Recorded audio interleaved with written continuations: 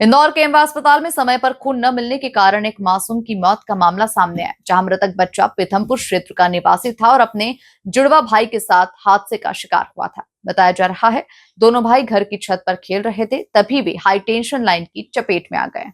हादसे के बाद दोनों बच्चों को गंभीर अवस्था में एमवाय अस्पताल में भर्ती कराया गया था। इलाज के दौरान विकास नामक एक बच्चे की पहले ही मौत हो गई थी। वहीं दूसरे बच्चे आकाश की हालत बिगड़ने पर ड्यूटी डॉक्टर ने परिजनों से ब्लड बैंक से खून लाने को कहा। आकाश के पिता का आरोप है कि खून लाने में हुई देरी के कारण उनके बेटे की मौत हो गई। उन्होंने अस्पताल प्रशासन पर लापरवाही बरतने का गंभीर आरोप लगाया। हालांकि पुलिस ने खून मिलने में किसी देरी की जानकारी से इनकार किया। वहीं एमवाय अस्पताल के अधीक्षक का कहना है कि दोनों बच्चों को एक यूनिट आरसीसी और प्लाज्मा दिया गया था।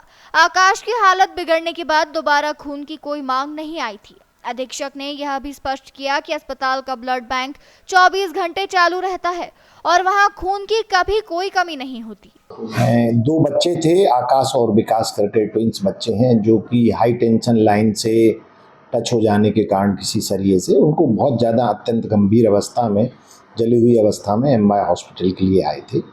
और जहाँ तक ब्लड का सवाल है, ब्लड बैंक में कभी ना ताला लगता है, आप आके स्वयं देख सकते हैं।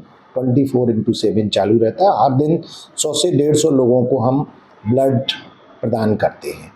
इन बच्चों के लिए भी 9 तारीख की रात में प्लाज्मा और आरसीसी दोनों बच्चों को ब्लड इशू किए गए हैं और उनके सारे डॉक्यूमेंट्स हमारे पास हैं। हर जगह उनकी डेट, टाइम, सब चीज़ लिखा रहता है और पवन करके कोई व्यक्ति है, वो उसके द्वारा ये ब्लड लिया गया है।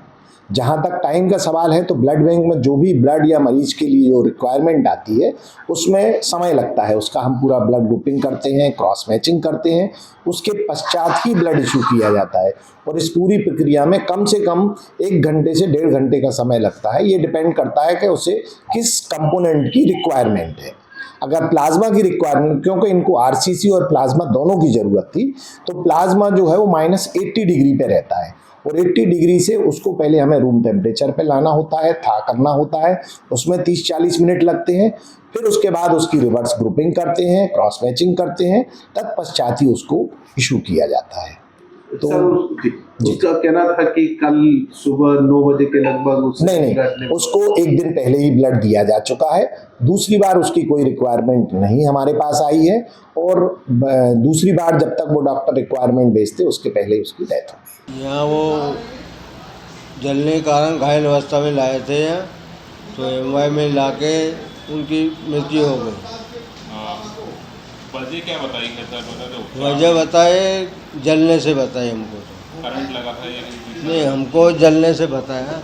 फिर उसके पिताजी को पूछा तो उसने बोला वो सरिया खेल रहे थे छत पे, तो सरिया में करंट था बोले, उसी वजह से जल के।